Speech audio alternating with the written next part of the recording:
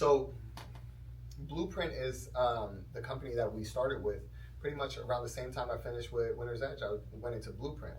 And I get so much mentoring from them, and I get a lot of value. But I'm not in 100% alignment with what they do, because they do a lot of nutrition. They do a lot of like at-home therapies and like stuff that I don't really kind of believe in. So it's hard for me to recommend supplements when I don't take the supplements. It's hard for me to recommend a diet that I don't do. Like everything I do in this office, I feel in 100% integrity with myself. I will never recommend something just for money. And that's something I'm super proud of. Like we have patients come in whose spine is completely fused with arthritis. I will never sell them a decompression plan. I could. When they see that x-ray, they're scared beyond belief. They'll sign up for whatever I tell them to sign up for. They trust me beyond belief. And I tell them, no, I cannot help you. Because I have to be in integrity with myself. Like I feel my reputation is so valuable that there's no amount of money that somebody could pay me to tarnish it. Like imagine if I sell somebody a decompression plan and at the very end I take x-rays, there's zero change on the x-ray, and now I have to backtrack as to why there's no change on x-ray. This is why I've refunded people all of their money when I saw no change on x-ray. Done it twice. Only had 2 people not have change on x-ray, but I've done it twice. Like who else does that? I have no need to do that. I have no money back guarantee. Like there's no whatever. I just feel out of integrity, and I feel as if I failed you. And I always think, if this was my mother, what would I want somebody to do?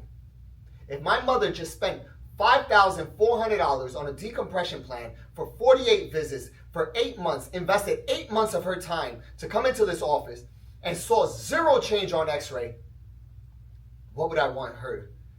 Like, what would be the resolution that I would be looking for? And in my eyes, that's a full refund. Like, I failed you. Take this money and maybe you could find answers elsewhere. Who does that? Like, who does that? I've never heard of anyone else doing that. And I've done it twice. And that person cried on the spot. Cried. They could not believe, they didn't ask for their money back. I offered it. It would be completely different if they asked, right? No, I offered. It's like, you know what I want to do for you? Because we were unable to fix this, I want to give you 100% of your money back, and maybe you could find answers elsewhere because I wasn't able to help you. And I've gotten better at who I accept and don't accept into my program. I should never have accepted that person into the program.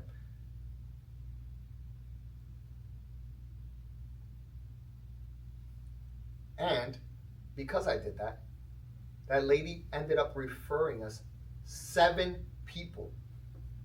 She has referred 7 people since I failed her. But I did the right thing. So who does she trust? Who does she have respect for? Who does she have love for?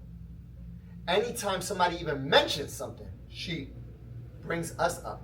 She recommends this office because she knows that we treat people like human beings with love and respect. So once again, I want to be in integrity. If I don't use those supplements, what the hell am I doing recommending them? Simply because I can make money off of them? Like, that's like me trying to sell pillows. Like, I would never sell a pillow. I don't believe it makes a huge difference. Maybe it does, but I don't believe it. And if I don't believe it, I'm not going to recommend it. I don't believe red light therapy does very much. But Blueprints wants me to sell red light therapy. I'm not going to, because I don't believe it. So I'm not going to recommend it. Like, if you go into my back office, I have 6 of those fucking machines, and they cost me like $1,000 a piece, and I can't sell them because I don't believe in them. But their doctors are amazing. Like, the coaching calls are great. I wish I took more advantage of the coaching calls. I get on the coaching calls and then they give me something to implement, and I feel embarrassed to get back on the coaching call because I haven't implemented it yet. And I can get on that coaching call every week. So it's just a constant learning, constant evolving. Like, it's hard to find one coach that just meets all the different areas of my life, of my business. Like, Dr. Torrey helped me structure out this office. He wasn't married. He didn't live a life that I valued. So he couldn't guide me in that direction. But was he able to guide me in opening up a chiropractic decompression and adjustment office? Yes. Was he able to make me successful in that? Yes. Like, we still listen to his table talk set. We still listen to his communication set. Like, my team thinks that his videos are the best videos there are for communication. They give them the answer to the responses, like, of all the questions that might come up in the office. And we just listen to it on loop until that becomes engraved in our mind. And whenever any of these questions come up, they are prepared. And we all have the same answers. Dr. Tim Young, like, his adjustment is absolutely amazing. Like, his ability to see volume. But I wanted to be able to have decompression. I wanted to be able to have shockwave. That's not something that he talked about. So it's just,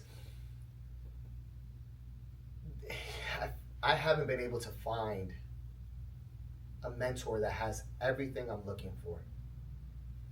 Andy Elliott's pretty damn close. Like, he values his fitness, he values his faith, he values his family. It's just huge. Financially, he's super successful, which is huge. But the chosen path that I have is chiropractic, and he doesn't understand it. Like, out of all that, like, he's probably the closest person to the life that I want to live. So that's why I still choose to follow him to this very day. I still pay money to learn from him. Like, I almost wish, it's crazy because, like, if you look at my education budget for this year, it is over $200,000.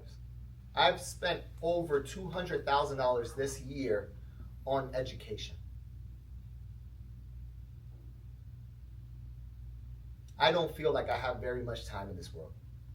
I feel like I'm going to die soon. And I live with that sense of urgency. I want to leave this office functioning to the point where if I die, it can still function and it can still provide for my family. So that's why I'm working as hard as I can, because I don't know when my last day will be. And I want to make sure I have everything in place for my wife not to have to worry about anything financially, my kids not to have to worry anything financially. So yes, I sacrifice sleep. I only sleep 4.5 hours every day. I study every single day because I live with a sense of urgency that my last day is coming really soon.